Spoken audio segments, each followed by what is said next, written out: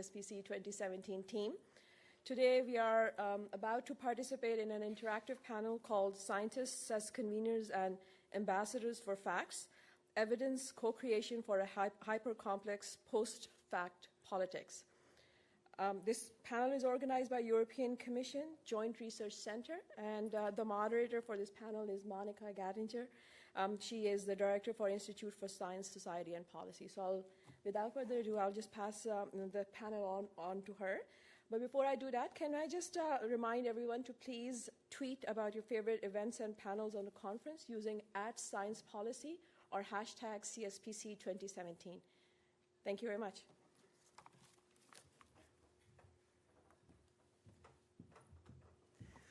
Welcome, everybody. I feel like we should just say, well, that's it. We've done our job. We got a great standing ovation.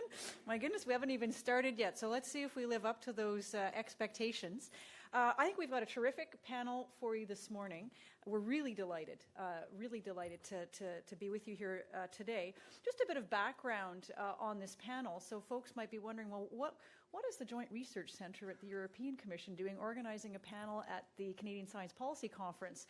So the origins of this panel, I was invited to attend a workshop that the JRC organized in March of last year that focused in on competency questions and skills development for scientists working at the science policy interface. So I attended the workshop, was delighted to bring a Canadian perspective to the proceedings. And at one point in the workshop, I was asked by David Mayer and by his colleague Milena, we've been approached by this organization called the Canadian Science Policy Centre, and they're very keen to have us engaged in their conference next year. Do you know about this conference? Is this something that we should think about doing?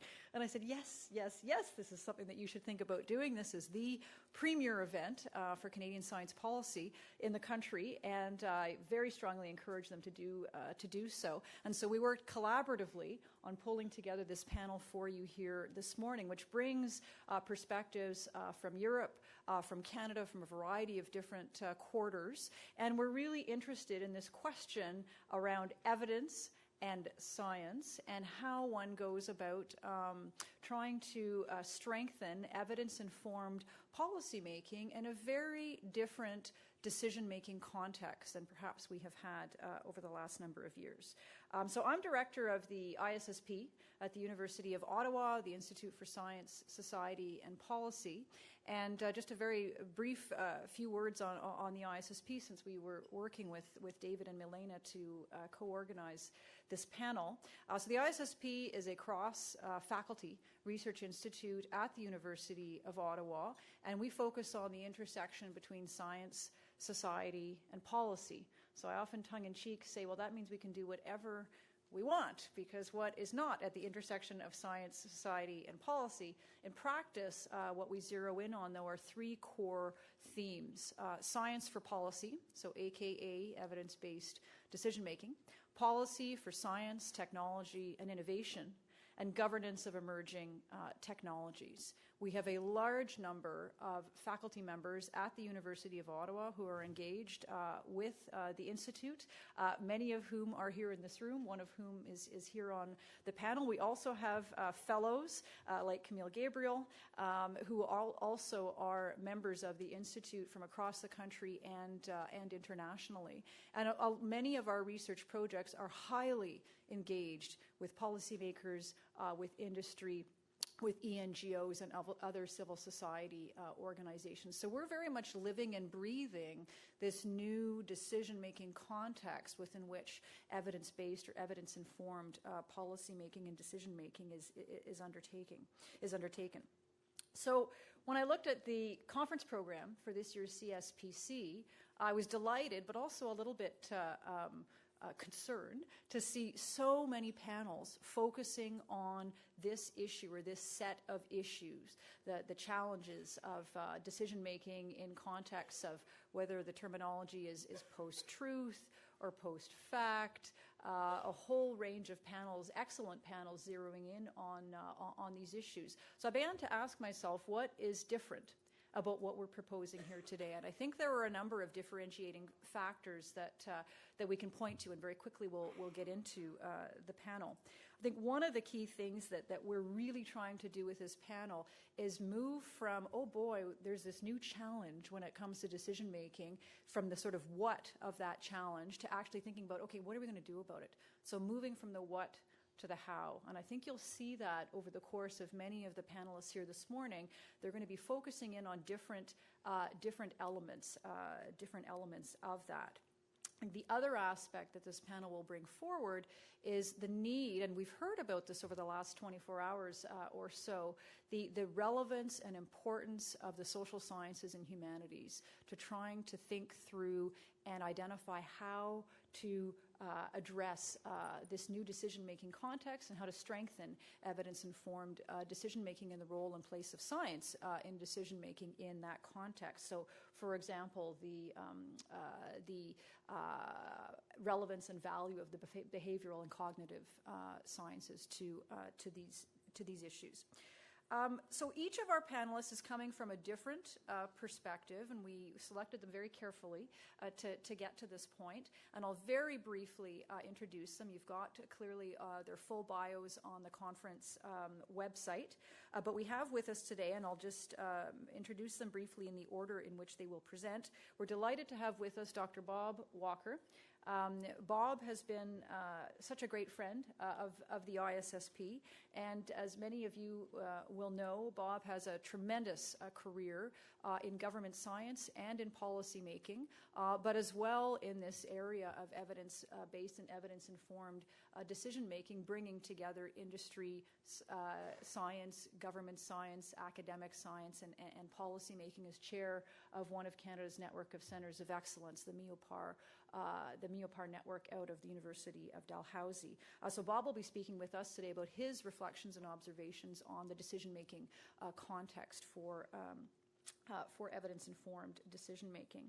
Our second panelist is a colleague at the ISSP, Dr. Jeremy Kerr, who's a professor of biology, University Research Chair in Macroecology and Conservation at the University of Ottawa, and as many of you will know, also highly engaged scientist on these questions, and he will be bringing an academic perspective and the perspective of an individual scientist to our discussions today.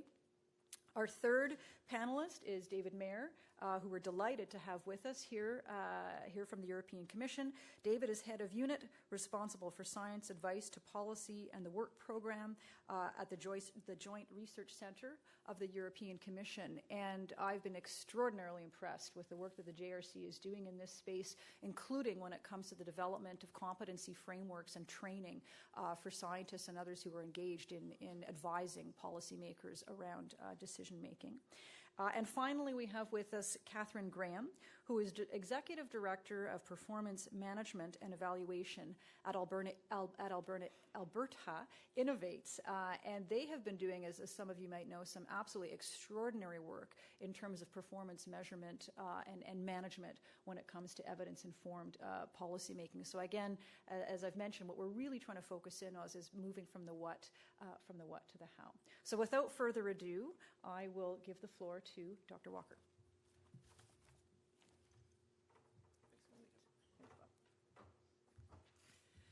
Good morning, and thank you, Monica, for that introduction. Folks, I'm 2 years into retirement, so now I can tell you what I really think. Actually, in September, it marked the 40th anniversary of my starting my career as a very young scientist at one of Canada's defense labs. About the first third of my career was as a scientist in the science advice for policy food chain. And then the latter two-thirds as a science executive, essentially double-headed roles as a formal science advisor with typically three functions. So first, to help our public sector decision makers frame the questions it has for science. The second, to make sure the networks exist by which we can have reach back to get the best science internally, internationally, or here in Canada. And thirdly, once the science advice is in, to help contextualize it for its relevance to the actual decision that is being taken. My observations are not scientific. They're entirely anecdotal and empirical, and I would suggest that this area is one that is crying for greater academic study. And any of the students in the room, I would commend you to that. I'd also say a bias, and that my reality is that those 40 years have been predominantly in the space of defense, national security, public safety, and decision-making in that context. So it's not necessarily the case that these observations translate well elsewhere, but we'll see. So where to begin?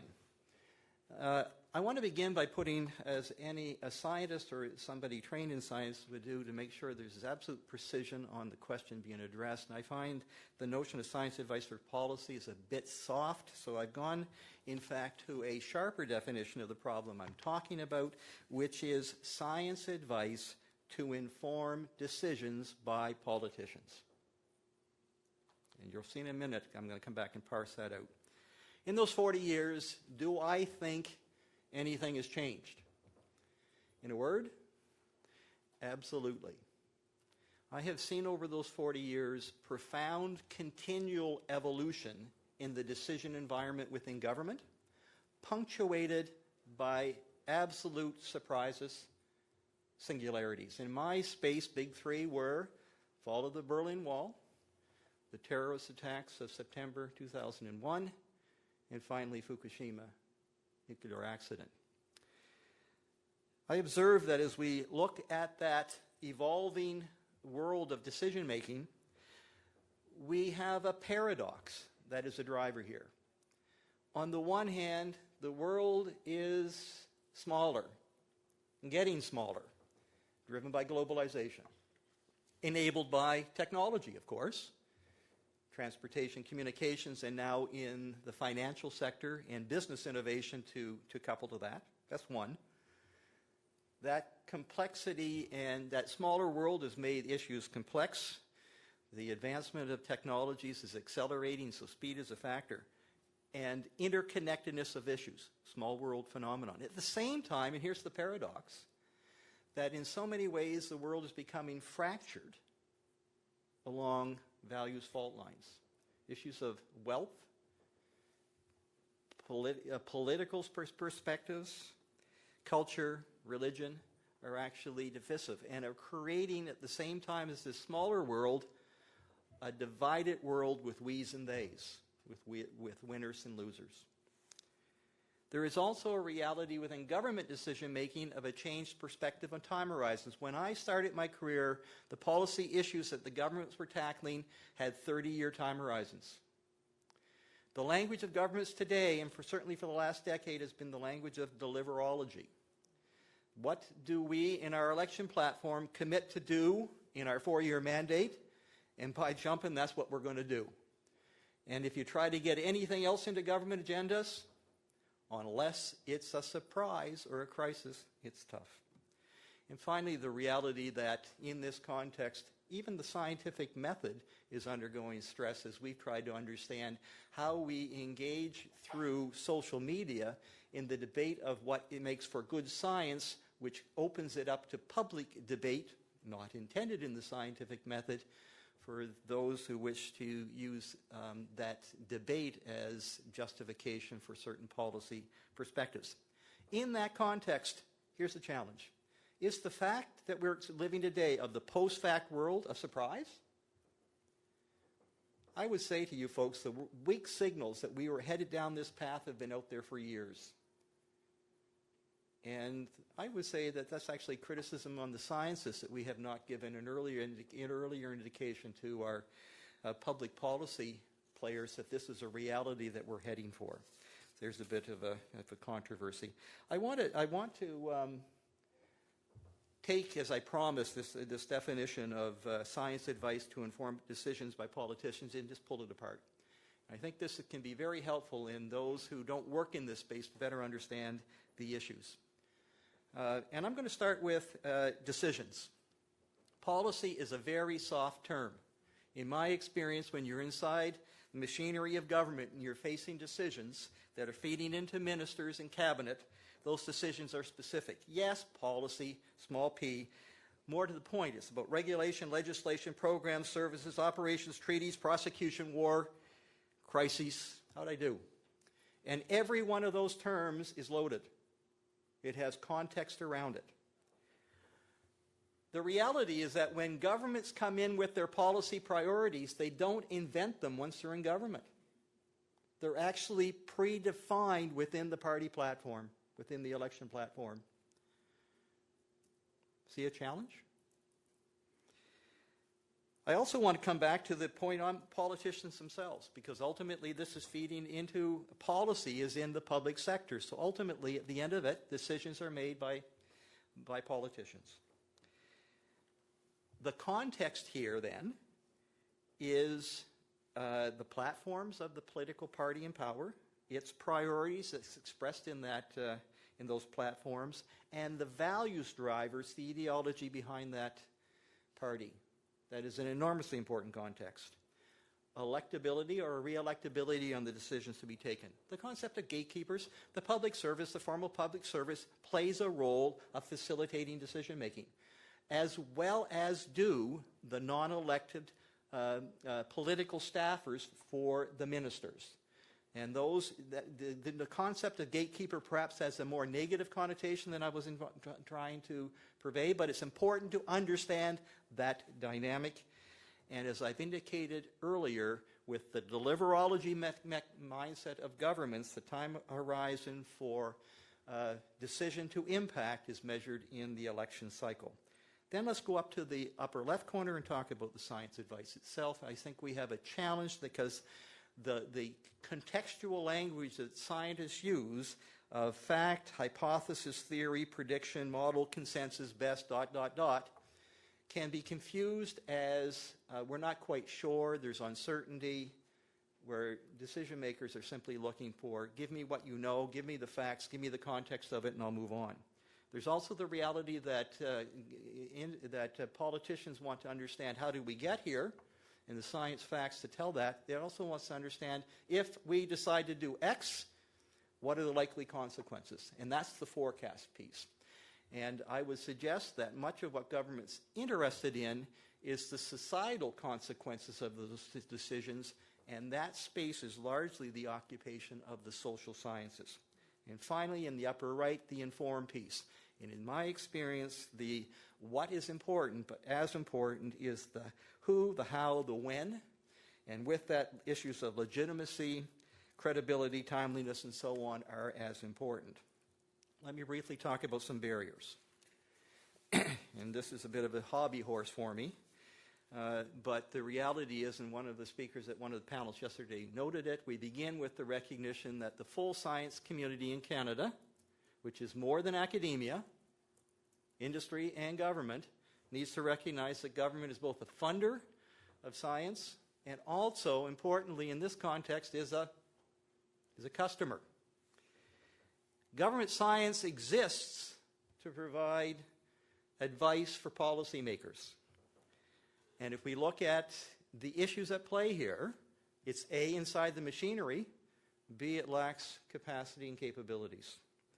It also has weak incentives for reach out to those other two key players. If we look at academia, how do academics in the room, how do you view government science? How do you view government? Science or customer? Or, I'm sorry, funder or customer? I would say that for those that say both, thank you. But I would say for the vast majority, it's funder. Yet, on the other hand, academia has these strong multidisciplinary capabilities. Industry, how does industry see government? Regulator, funder largely through tax credits, and customer for technology. The problem here, folks, is that we have a weak alignment of financial, intellectual, and corporate incentives to actually find the ways of pulling these together. So I'm going to end with just one slide that puts out some thought on, so how do we change the paradigm? These are high-level, system-level issues. They're not down in the details, so there are hard problems in themselves, but I would suggest three. The first is when government looks to fund science in academia and in industry, that it also values the connections and partnerships with government science. I would say currently government strongly in funding academic science values academic science partnership with industry, but my experience, it's hard for government science to get in the tent. The second is to try to get in decision spaces on weak signals of emerging issues rooted in science ahead of the political process. Policies are formulated in election platforms. So is there a role, and I think we can turn, for example, to countries in Europe that have mechanisms in place to systematically engage Parliament in understanding what science is saying as to weak signals and issues that are going to be there for governments and parliamentarians to deal with in the future. And the final point, and a big idea, is the concept of open science. If we go into the regulatory space, which is extremely adversarial, one of the reasons is because proponents say, here's my science, opponents say, here's my science. Regulators have to say back, and which is the right science? So one of the approaches that potentially could help mitigate this reality is an insistence, if you're bringing science to regulatory decision making, you must make the data available for third-party analysis. And those are my remarks. Thank you.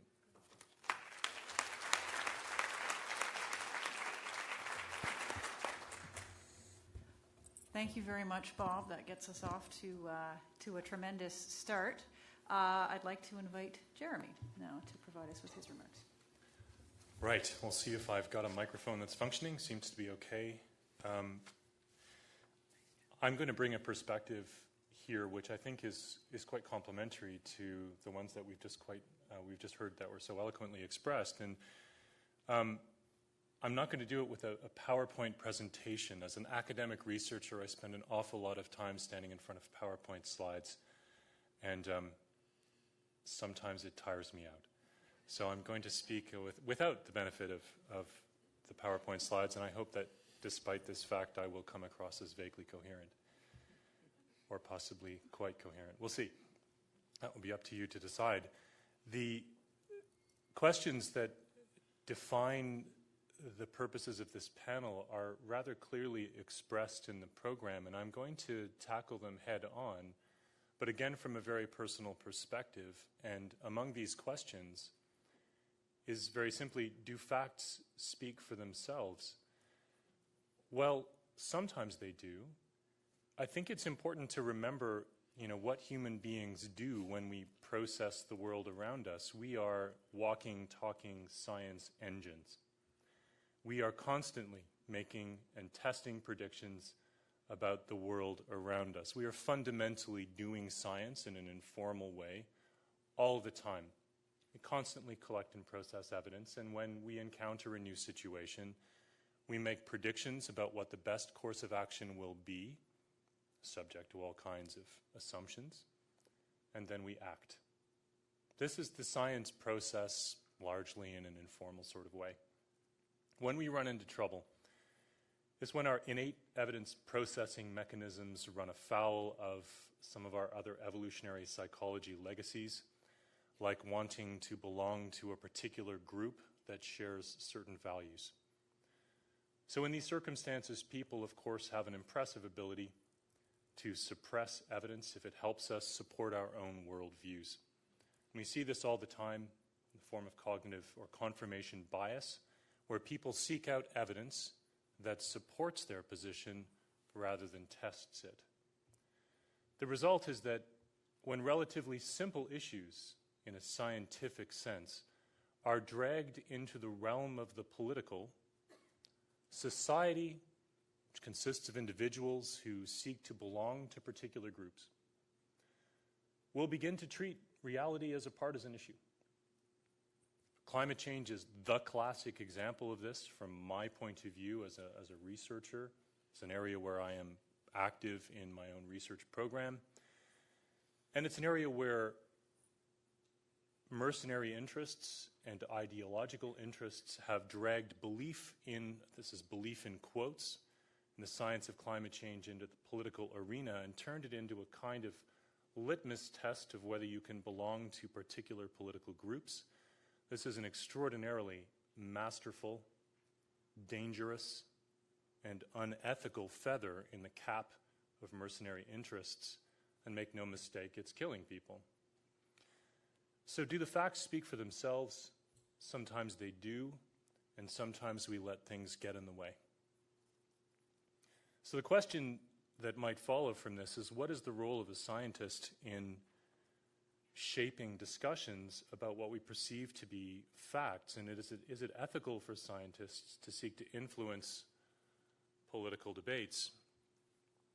Well, I think in a healthy and functioning democratic society where scientists and evidence are at the table with policymakers, there's room for argument on this issue. Science, of course, is one voice among many possible voices, and we have no special privilege to be heard at all instances and at all levels. We have to constantly re-earn that issue or re-earn that right, and I'll come back to that. And ultimately, we're human beings too. Scientists, of course, can be very subjective, and where we as conveners of the facts, as representatives of factual information or conveyors of it, run into serious peril is when we mistake subjective views for those that can be more properly, or those that really are science. And we kind of get mixed up about whether what we're conveying is subjective opinion or science. This is potentially irreversibly corrosive for our credibility. Now, scientists are among society's most trusted members. And note the way I've put this. Science is among societies. We are part of society. This is important to remember. But it is also important to remember that the privilege of functioning as scientists, it means that we have to guard our credibility carefully. Credibility is hard to get, and it's easy to lose. And losing credibility is often a one-way street. So I would say that scientists can and should engage as citizens. I think this is uncontroversial. The alternative view, at least for academic scientists, is that we should remain safely locked up in the ivory tower, standing apart from society in a kind of splendid isolation, occasionally issuing pronouncements on some issue or another when somebody knocks at our door.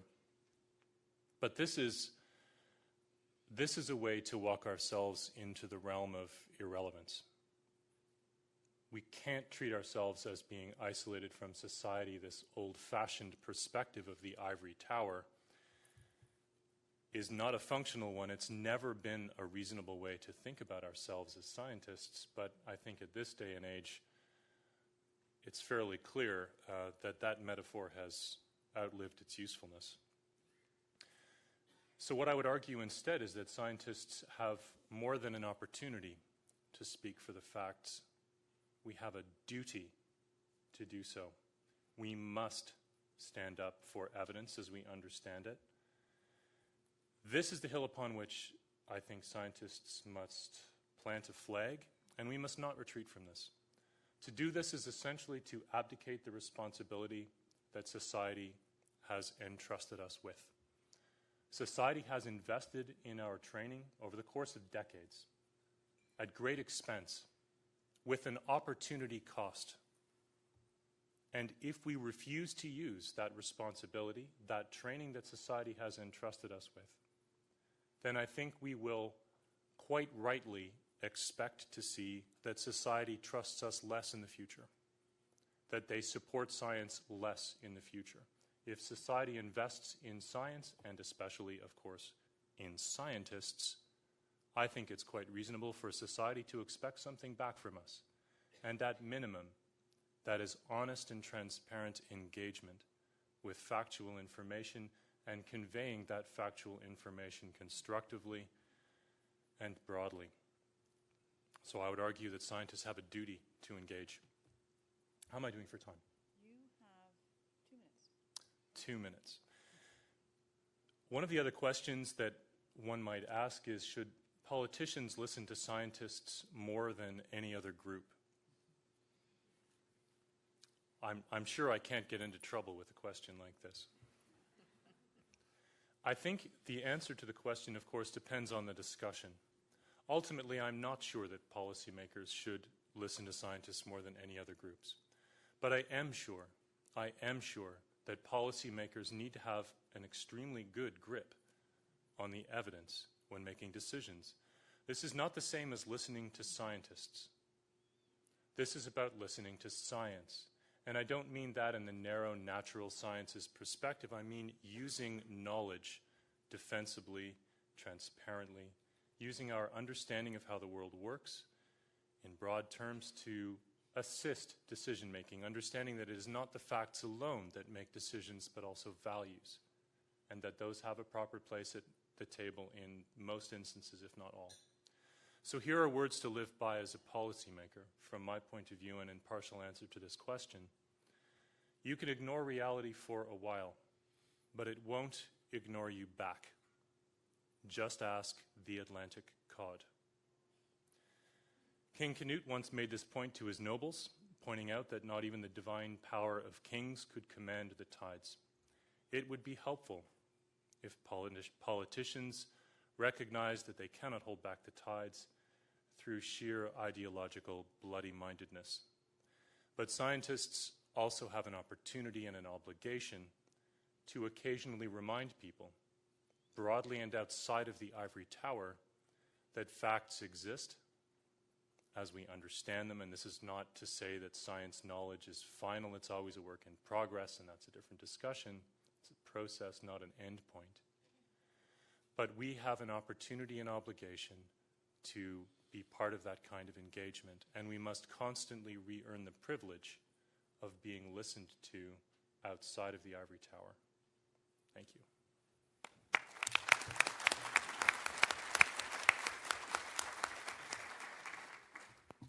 Thank you very much. Thank you very much, Jeremy. What a terrific set of remarks. So we're so delighted and honored to have with us David Mayer from the European Commission. One of the things that we've been chatting about over the last few days is what in this debate and discussion is unique to the Canadian context. What are some of the elements that are shared across countries? And we're really looking forward, David, to your sharing with us what the Joint Research Unit is undertaking on these topics. Please join me in welcoming David.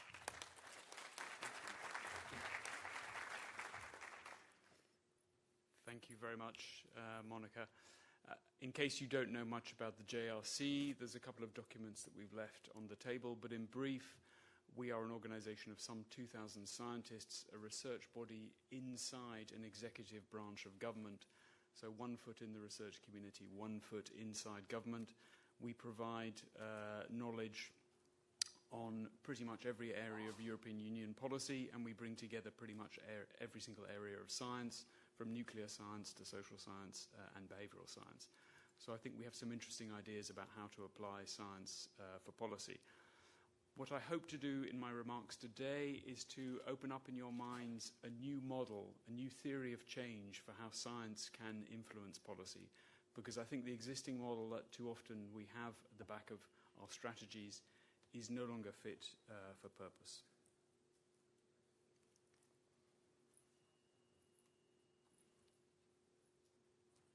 Some data from the US from a guy called Stefan Lewandowski, who's actually working in Bristol on US attitudes to climate change. The figure on the left is climate science. The figure on the right is the general population of the US. And I think the difference between the two encapsulates the challenge that we have ahead of us in relation to science and policy. Unless and until these two graphs begin to come a bit closer, I don't think we are going to have evidence-informed policy. And this perhaps points to something which I think is very important. We can't simply talk about science policy as a binary relationship. We need to talk about science, policy, and society. So it's not just about trying to influence the policymakers, it's about trying to influence the wider discourse in society. So firstly, I want to take you through some of the issues that we see, the complexity behind the science policy debate. And then I'll come up with some ideas that we're currently working on to try and deal with these challenges. So the daddy problem behind all of this is complexity. There are, I think, probably 3 levels of complexity that we're all struggling with. The first one is the bewildering complexity of science itself, both in terms of volume and the ever-increasing fragmentation of science as well. The second is the bewildering complexity in policy making. Policy problems no longer arrive in simple department-shaped boxes. Instead, all policy problems are these days complex and wicked problems where you need to involve a handful of agencies and policies to come up with joined-up answers. And the third level of complexity is simply the relationship between science or evidence and policy itself, for some quite old reasons, but also some quite new reasons, which means that it's becoming even more complex. I think one of the old reasons is that, quite simply, science and policy making are fundamentally different enterprises philosophically. Science is trying to know things, and policy making is trying to do things. And these two things don't necessarily need each other. As long as more research is needed or something must be done, there's no necessary link between the two. So all of us trying to make this link, we are working against some quite strong forces pulling these two worlds apart. On the science side, we have a significant challenge, I think, in the growing, what some people call crisis in science. Not only is there simply this explosion of publications, and we all know the so-called vanity journals which are out there, but also we have something that can't be ignored, which is a reproducibility or reproduction problem or crisis in science, whether it's in the life sciences, it's in social psychology, or just this week, John Ioannidis, who is the sort of the prophet of the crisis in science, published a paper on economics showing that there are similar problems there. And not only is there this incipient crisis in science, there is clearly a crumbling authority in expertise itself, without which it's going to be very difficult for science policy to succeed.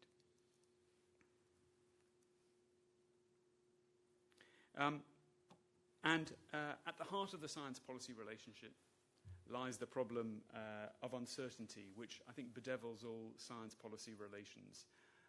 Not only there is the fact that scientists are relatively comfortable with uncertainty and comfortable with talking about it, and in policy making it is much, much harder to deal with uncertainty. Policymakers are much more comfortable with certainty.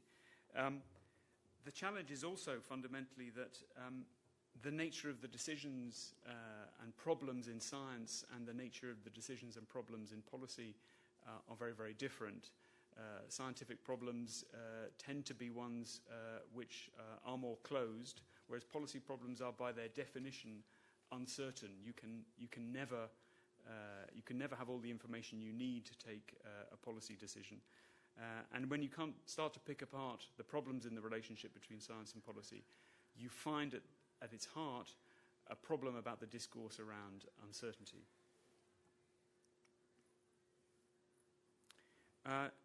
So on top of these inherent challenges in the relationship between science and policy, things have got a lot more difficult lately. This is a picture of a guy called Alexander Nix. He is the CEO of Cambridge Analytica. And you, I'm sure, followed the doings of Cambridge Analytica recently. But what we're now seeing opening up in the policy world is the possibility to micro-target voters with political messages and factual and scientific messages according to their predispositions.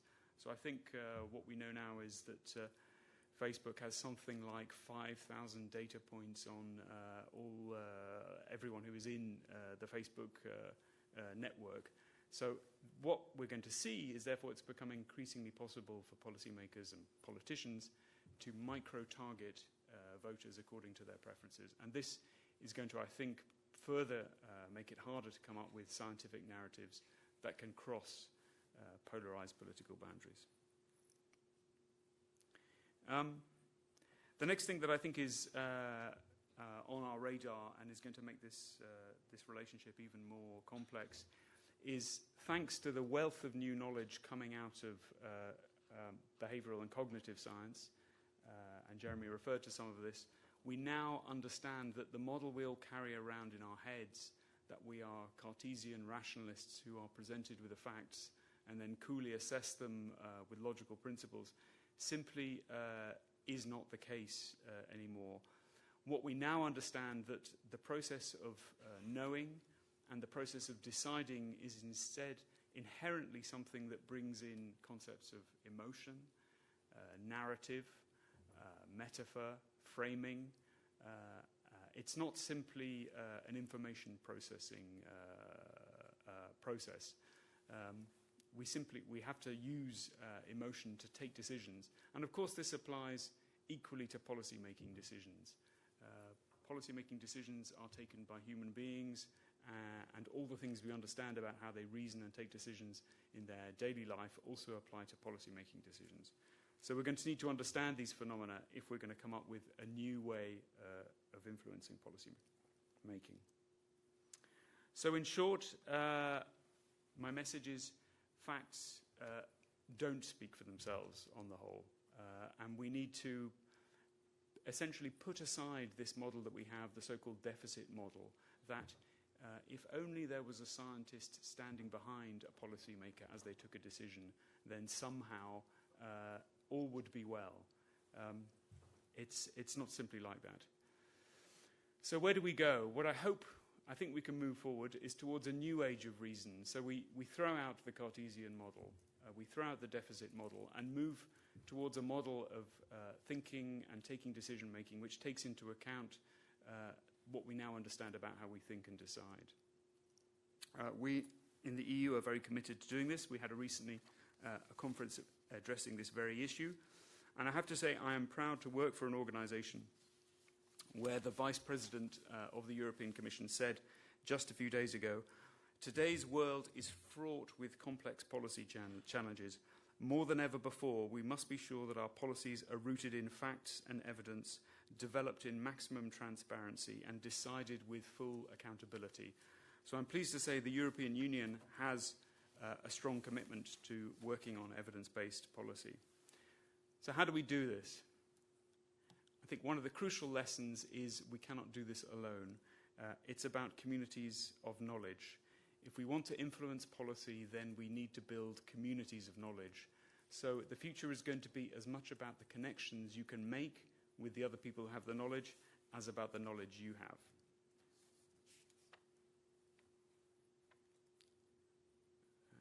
We seem to be blocked on this one. There we go. Second thing, it's going to be a lot more about research synthesis. There is such an enormous volume of knowledge out there. You're going to need to improve your skills at research synthesis or secondary research.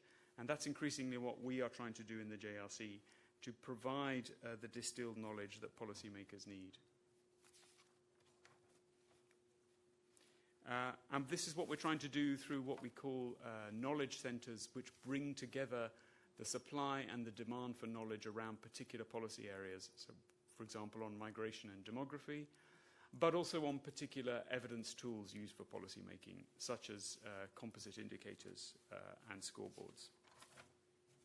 As Monica said, we're also working on skills, and I'd be very happy to talk to you, any of you, about the skills that people working at this interface need.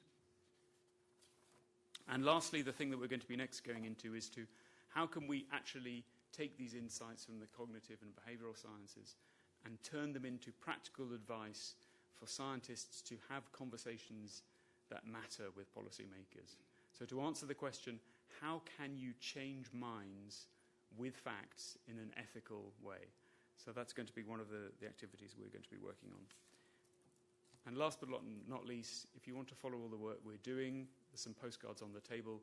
We have an online community where you can come and see what we're up to. Thank you.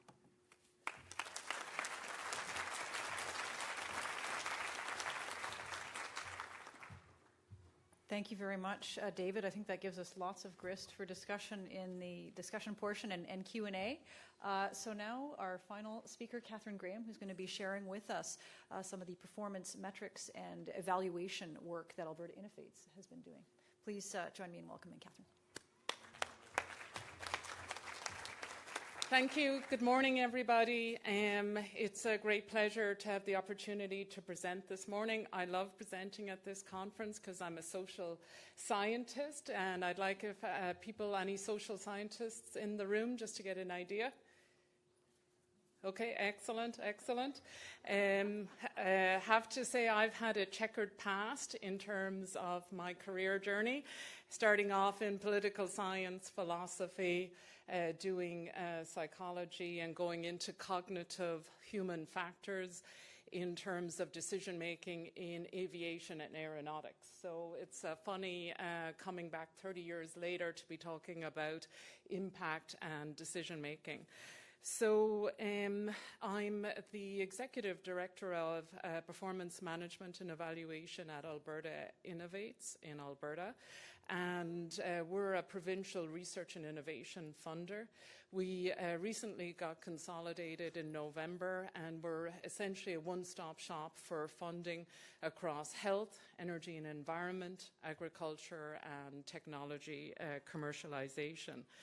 So this morning what I'm going to talk about is impact, particularly in terms of decision making, trying to focus on policy and how we measure and assess that impact, and also really to talk about framing impact, particularly in the context of policy. So I think it's very important, language is very important, and when we think about impact, what do we think about? So sometimes we think about impact in terms of like this hard impact. I remember when I moved to Canada 22 years ago when I was watching hockey, or as I like to call it, ice hockey, and I saw the players slamming against the boards, and I thought, that's high impact. I prefer the softer metaphor where you sometimes when you see a lot of visuals about impact, it has kind of a stone dropping into water and ripples. So I always equate the stone to science and research, gets dropped into the water, and knowledge and the pool of knowledge gets diffused to inform decision makers and society. So I kind of like that softer image. But when we're talking about impact in our day-to-day world, particularly as scientists and researchers, often we talk about has the science made a difference? And as a researcher, as a scientist, have we made a difference? So I think the framing is very important when we talk about it. In terms of definitions, the most widely used definition is from the OECD. Now, that definition is a bit of a mouthful. It doesn't roll off the tongue. It doesn't really seem to impress what it is. But I think what's very interesting about the definition from a policy perspective and from a science perspective, it talks about that impact can be both positive and negative, and in particularly that aspect of negative is very important, particularly in the context of this panel, where information may not be politically accepted. Also, it can be primary or secondary, it can be direct or indirect, and also, again, in the context of the panel, about sometimes we want intended impact, but when we come to measuring and assessing the impact, we also have to consider the unintended. Internationally, the second definition is more user-friendly, and it kind of specifies what impact is. So impact is considered either an effect, a change, or a benefit.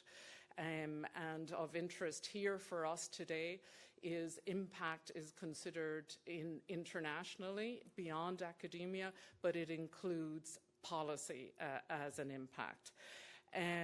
So in the discussion when I'm going through the slides, for me, we talked about earlier on the what and the how, and in terms of impact, we're always concerned about the what is the impact, but who is it benefiting? So who are the beneficiaries of the impact? So what's the interest in this impact agenda?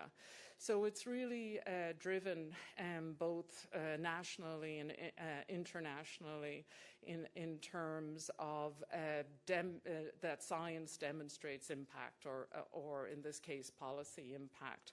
And a lot of that is driven through a culture of accountability and transparency. And with austerity and scarce resources, that competition for it.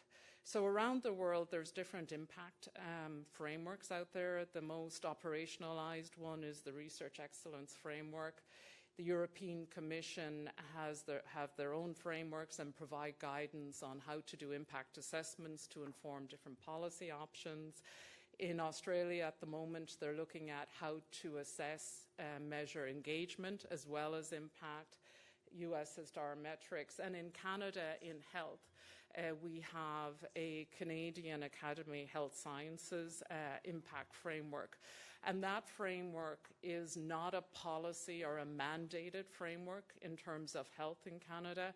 It is a grassroots, bottom-up framework that practitioners and the community are operationalizing all across Canada in terms of funders, charities, etc. So very different in terms of the international approach, and there's pros and cons to that.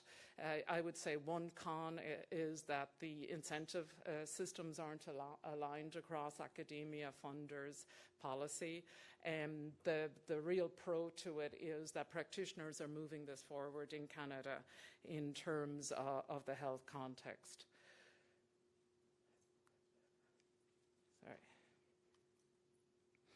So I'm just going to briefly give you a high-level view of this framework.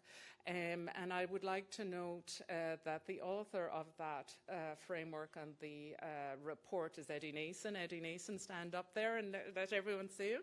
So he wrote this report in 2009.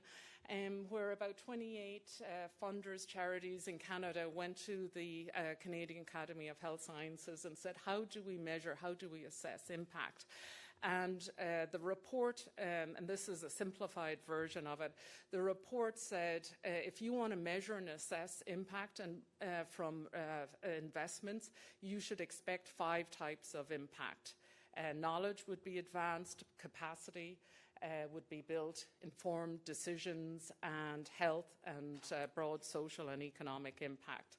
So on the left, in a way, it's a way to kind of communicate the academic impact, and on the right is more when we talk about societal impact, is really what we're talking about.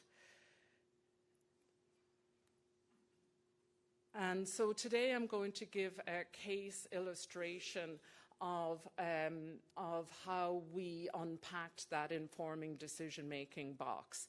The illustration is work done with the Canadian Health Services Policy Research Alliance, which is really a group of funders and charities and different organizations that are interested in looking at the impact of health services policy research.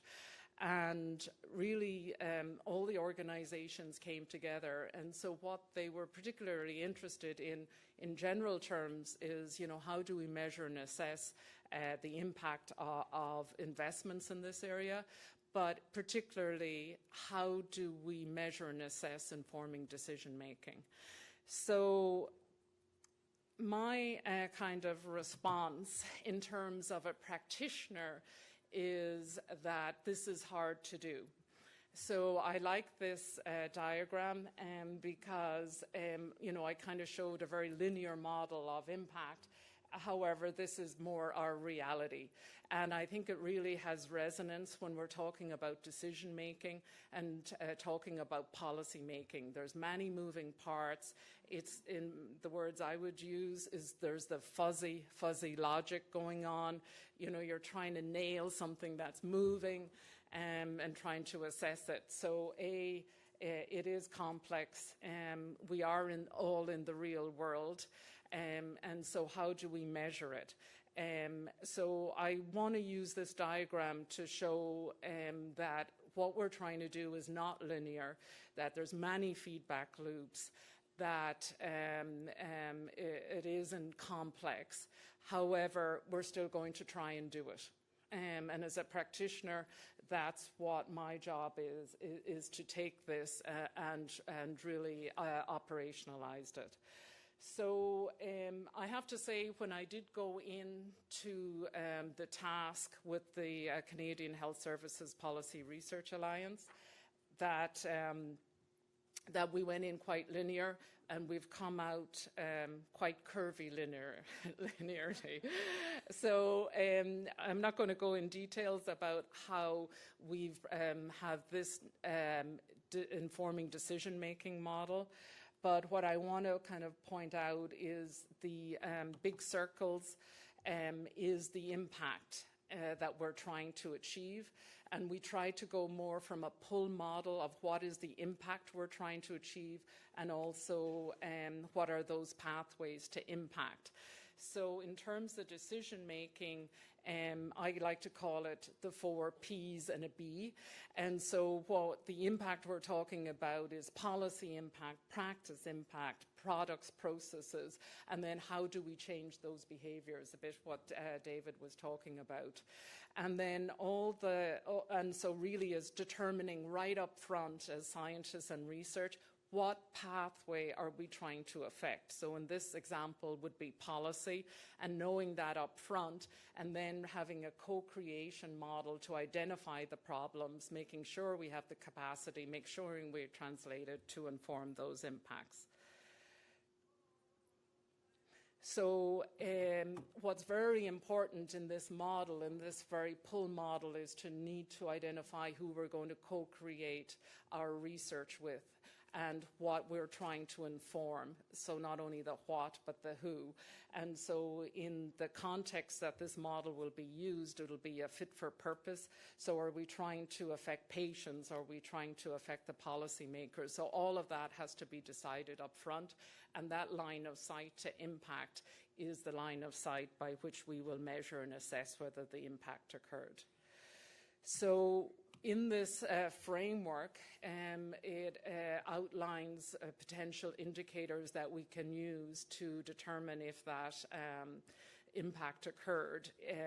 So on the left-hand side are just some examples of indicators where science and research is the input into that policy impact. And on the right-hand side, it is really looking at policy impact, really in terms of policy influence, if policy was changed, participation, etc. So there's lots of guiding documents out there, just to give you an example there. So we, as I always like to say, we don't want to create perverse behaviors, so we want to measure responsibly, and that just to take a caution with that. I also wanted to let you know, in terms of policy and impact, there is an explosion of new platforms and tools out there. ResearchFish is a reporting platform that looks at policy indicators. Pathways to impact. With CISPRA, we've done an impact narrative, which really links how science and research and those pathways to achieving impact is a way for scientists to communicate that route to achieving impact and all the engagements along the way. And we have a case example using Caroline Emery in terms of head injuries with youth, and using research evidence to change policy, not only in Canada but internationally with the Olympic Committee. And then, all right, it's a bit lastly, so the pathways from science and research is neither easy, linear, or quick.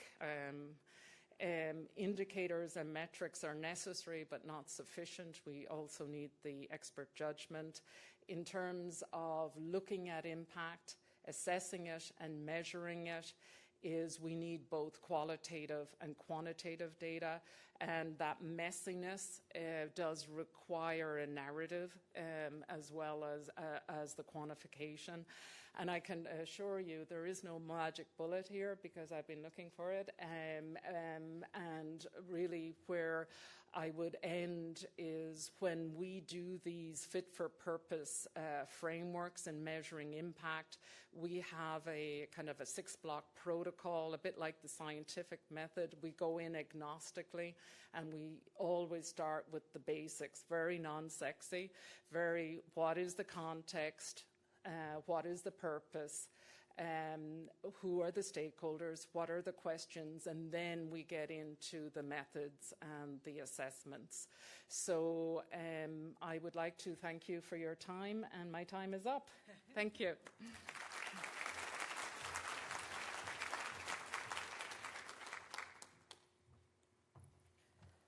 Thank you very much, Catherine. I would love to have your group come in and do an evaluation of our work and how we're doing on that front. So we have until noon, and we've tried, I think, to really keep the presentation short so that we can have time for discussion. So while folks are queuing up their questions, I wanted to just throw a question to the panel.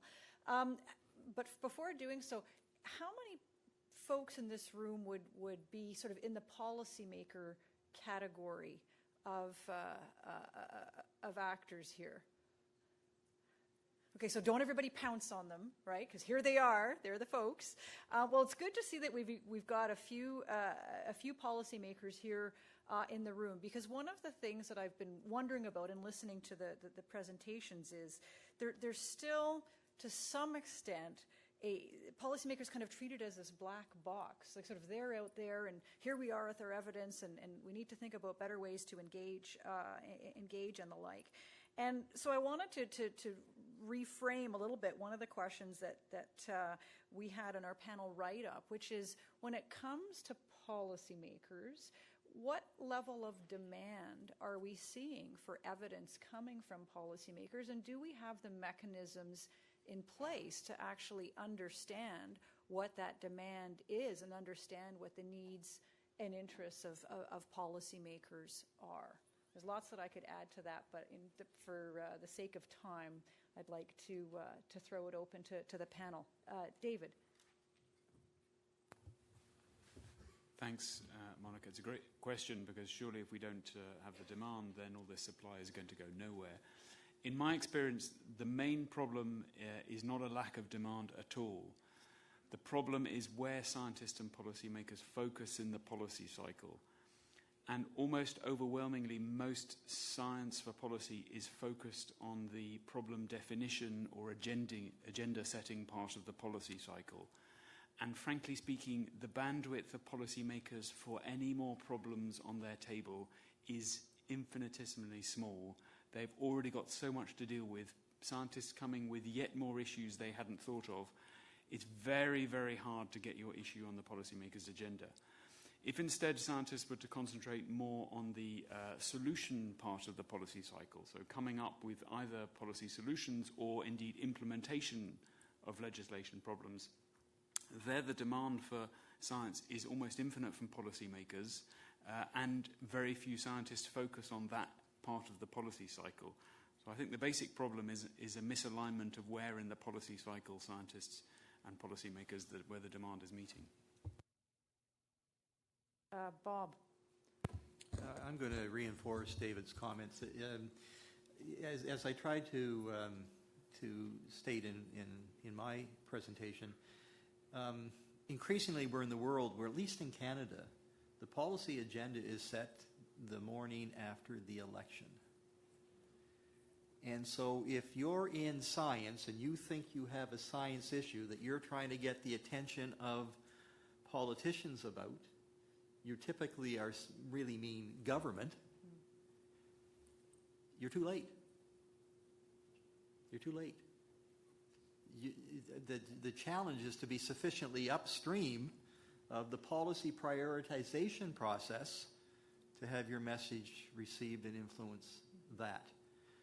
That said, when you're inside the machinery of accountability to the public to deliver on our agenda, there is a very infinite appetite for science advice. But here's the clue. the answer to a question of science advice is not funding for a 3-year research project.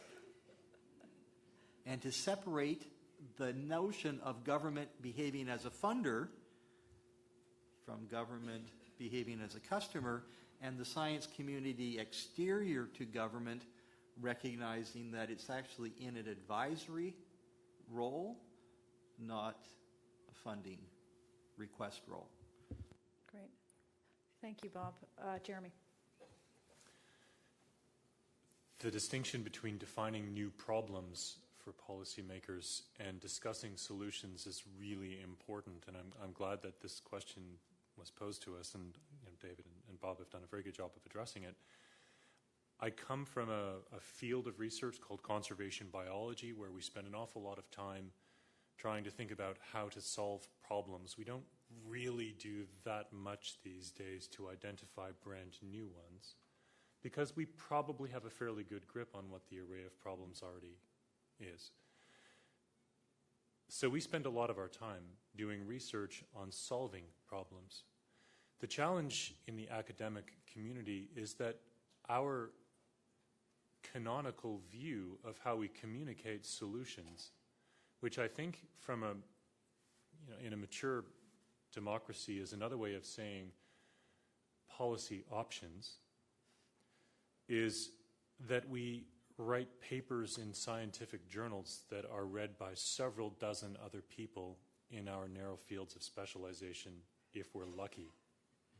And if we want to have impact, if we want to do something more than repeat ourselves to a small number of like-minded folks, what we need to do is recognize that communication of policy options or solutions to problems, that is potential solutions to problems, shouldn't stop at the peer-reviewed journal paper phase. This is the kind of quality control step, but it's the first of several steps that need to happen, and the academic community needs to go beyond simply viewing publication as the end point, but look for evidence of impact, as we saw Dr. Graham's discussion focus on. And that's where I hope that academic scientists in the future will be much more effective, changing our perspective about what the end point of science should be. And it should really include, as an array of endpoints, the provision of policy options. Thank you. Catherine, did you want to add anything? Or? No, I just, from a Canadian context, would say that we do not have, to my knowledge, a mandated policy or legislated framework like they do, in England, Australia, etc. But what it does provide, though, us in Canada, is to do a thoughtful exploration of impact, and maybe do different natural experiments and kind of explore it and get in front of it as a community together. So I think in Canada, the unique opportunity it offers us is that. And then in the work that we are doing with CISPRA, we have moved very much to a pull model in terms of identifying what the impacts are to inform the starting point, the targeted research agenda, the problems, with the acknowledgement there is only so many resources and it has to be focused. And the more we think up front, the proposition is the more we think up front, the more likely we're going to achieve it.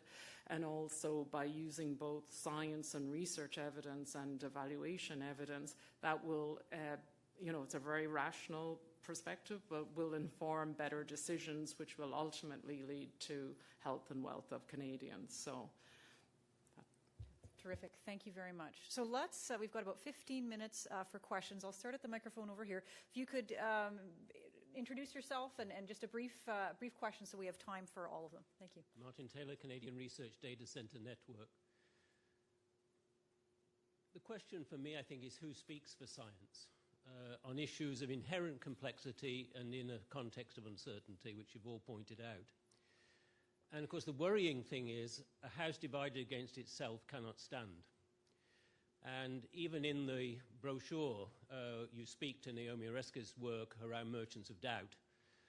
And you have to speak to that issue to some degree, I think, because where does the authority lie when scientists can be co-opted to provide a particular point of view that supports a particular political position?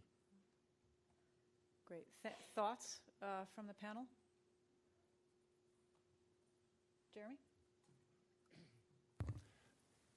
Nobody speaks for science, but people can be voices for science. One of the ways that, an issue of open science came up here today, discussed I think at the outset. This is fundamental.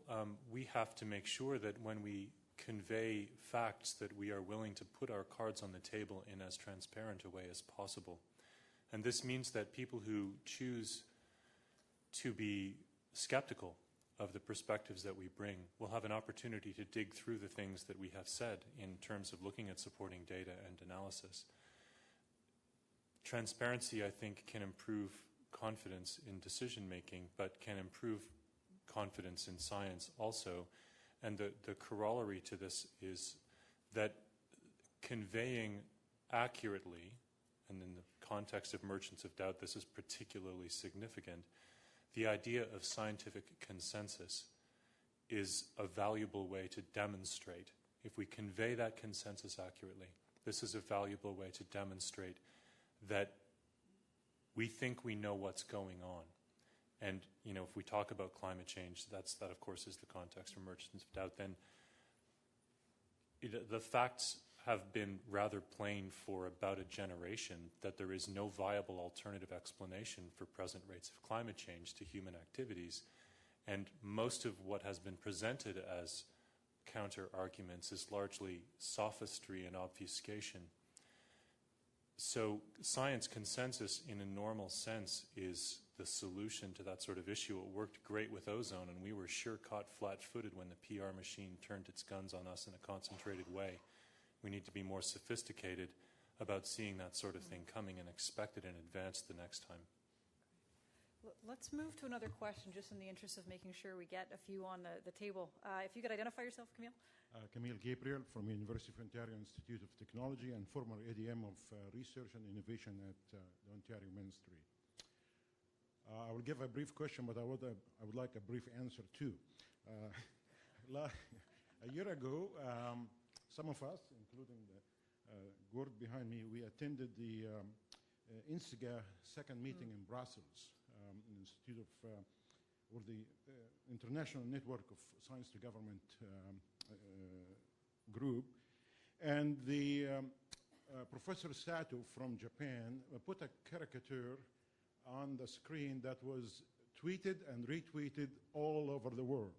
And the caricature shows the scientists working in the labs and producing data in a scroll and throwing them over a solid wall to the public and to the politician, hoping that somebody will catch it and do something with it. And that was quite significant. Now, David, what resonated with me from what you said is scientists want to know things, policymakers want to do things. So, briefly, can you tell me, as an academic and academic colleagues, 3 things that academics can do to penetrate that wall? 3 practical things. And that's directed at David, is that right?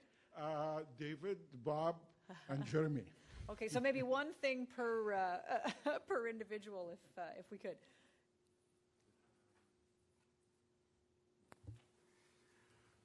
I think the best advice I've ever heard, and it comes from people like Mark Ferguson, the Chief Science Advisor of Ireland, is if you want to have impact on policy, do not begin by telling the policymaker what your science says.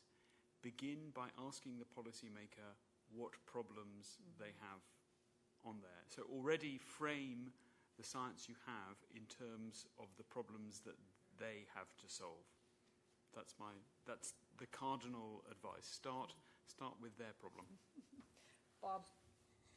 And just a nuance on that, and look at your connections to government science and government scientists whose day job is to understand the policy questions that the government of the day is looking to address to help contextualize what it is that's needed.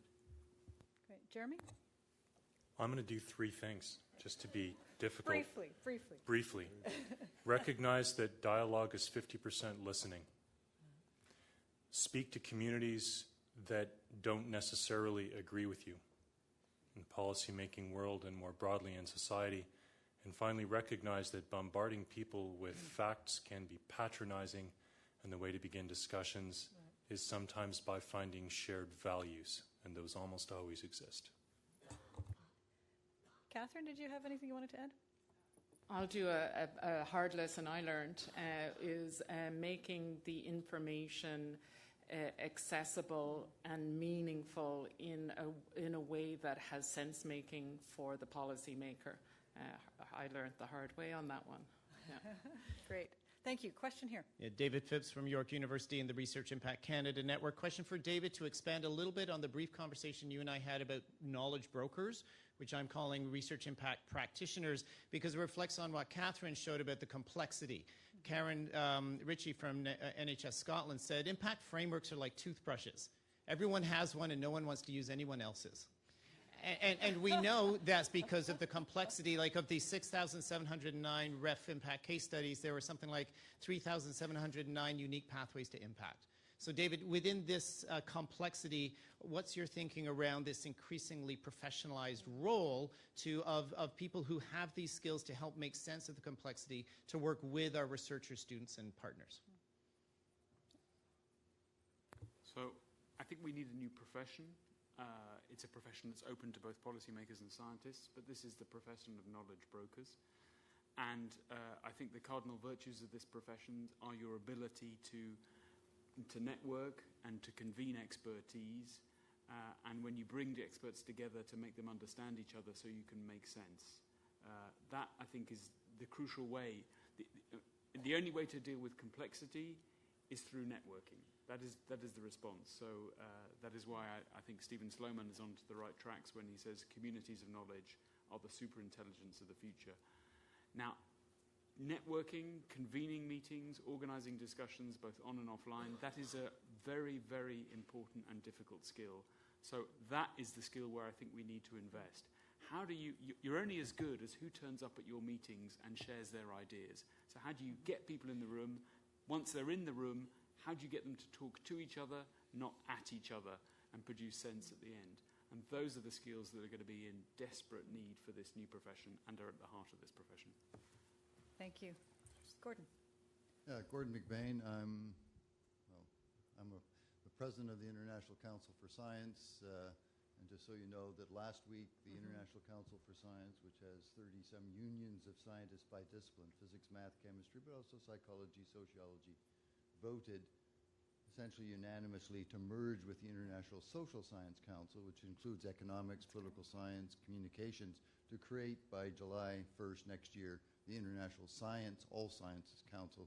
And we're going to work closely with the EU and all the other groups because we want to make a network, the International Network of Government Science Advisors that Emile referred to, and David was created by us. We're one of its co-sponsors now because we want to work in network teams. And that's what I think is so important for science. But getting to the questions point, I think one of the key things is this question of communication, that scientists, generally speaking, don't have any, let's say, natural scientists. I'm a physicist who's now a professor of political science and geography, so I don't know what field. I didn't know how to answer the two questions we were asked, because I used to be an ADM as well, so what am I about? Anyway, I think one of the key things I've learned over my life is that we need to learn as scientists, whatever field we're in, to better communicate, and that means knowing who we're speaking to. When you're briefing a minister, you have to understand the most important thing for the minister is getting themselves reelected. And so you have to know what those issues are and not go blundering in with your big science proposal.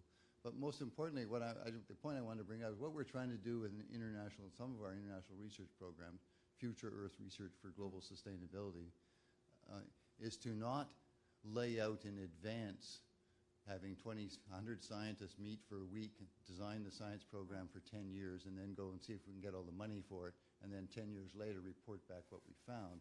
What we're trying to do is, with the stakeholder community, co-design the program from day one and work with them. So there is a team of scientists of all disciplines, appropriately, and stakeholders who can work together, co-designing, co-producing, and continually to integrate. And I just wonder if any of the panelists have any advice as to, so we're just starting this. You know, where are the big pitfalls we need to know about in advance so we can counter them, and that kind of thing. Okay. Well, as a non-member of the panel, I won't weigh in, but I will say I would be delighted to talk with you about what we've been doing in that space, because that is precisely how we've been operating, and it's choreography to, that's how I think of it, is getting the right people in the right room. Anyway, I'll stop on that and be happy to connect with you separately. Others on the panel who might have a word or two on that point, and I want to make sure we get our last two questions in as well. Bob.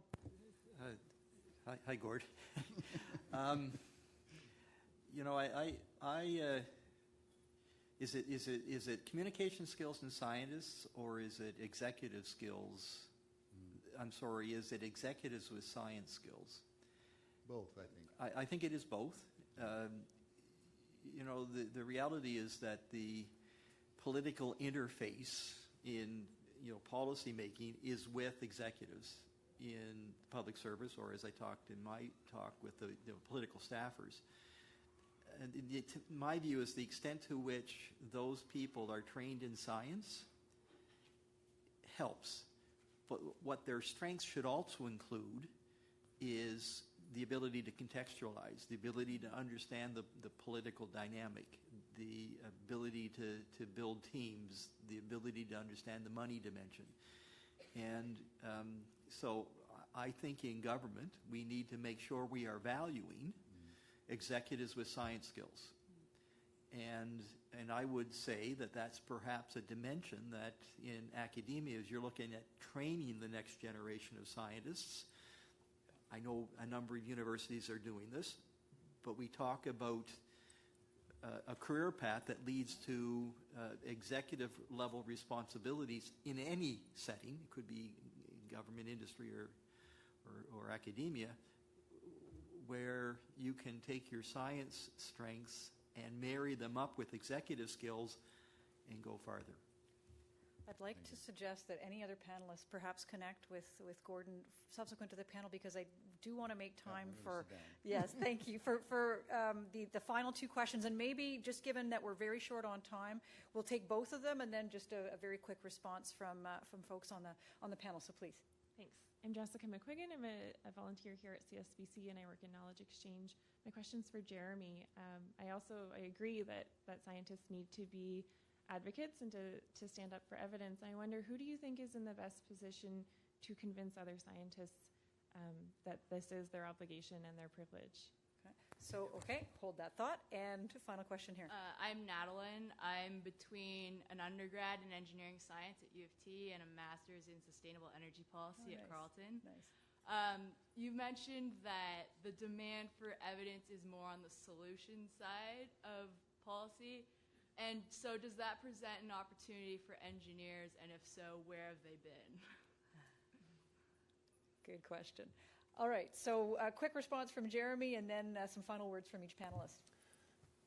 I don't think there's I think this is, in some ways, the answer to your question is quite similar to the gentleman who asked Martin about who speaks for science. It's all hands on deck. I think what we need to do is make sure that scientists understand that part of their responsibility for training is that early career researchers who are working in those research groups they should be given opportunities to become better at engagement in public ways. There's lots of programs that are out there that do this really well. Let's Talk Science is one of these sort of vehicles that lets people get out of the ivory tower, so to speak, and into the public arena to discuss science issues. And that's largely educational, but there are also avenues forward in the policy arena. I think there are lots of examples in the Canadian science landscape and internationally of scientists who have set inspirational examples. And we need to look to those people as kind of north stars in the discussion around this topic. But I think it's really all hands on deck, and that no single person should be expected to step forward and do this, but that we can each contribute in our own and distinct ways to try to change the culture of academic science to allow that sort of activity to become part of the mainstream function of science. So we do have an engineer on the panel, Bob. I am an engineer. Thank you for the question. Look, I really think there's an opportunity to, a matter of degree perhaps, but to rethink the future of the engineering profession. And the engineers are the implementers. We're the doers, right? The concepts of inclusive innovation, wonderful big ideas. The challenge is the how.